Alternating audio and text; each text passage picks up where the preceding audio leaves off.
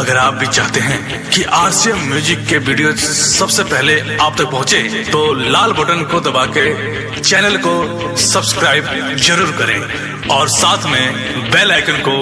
दबाना ना भूलें। आरसीएम म्यूजिक प्रेजेंट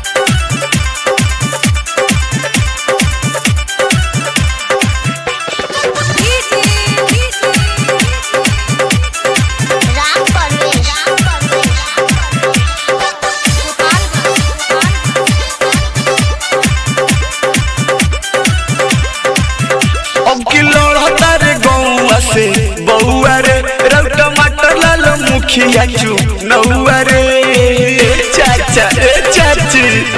हाँ अब की लड़ता रे गौआ से बहुआ रे रौ टमाटर लाल मुखिया चू नौआ रे अब की भाई के वोट दी लावे के बा भारी बहुमत से विजयी बा लावे के बा हाँ टमाटर लाल के मुखिया बा लावे के बा भारी बहुमत से जीत दी लावे के बा।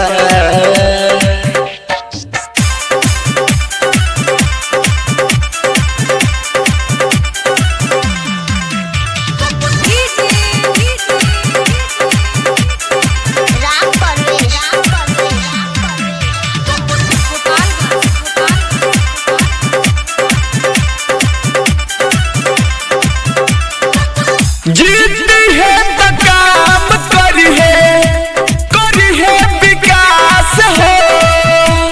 लोगवा के लागल बाटे इनके पास हो हाँ जीती है तो काम करी है विकास हो लोगवा के लागल बाटे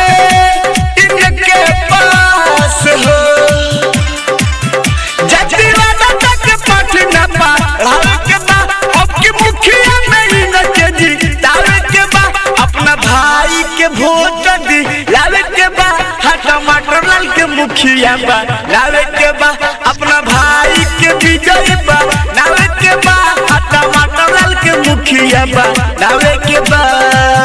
recording by RCM music Chakiya.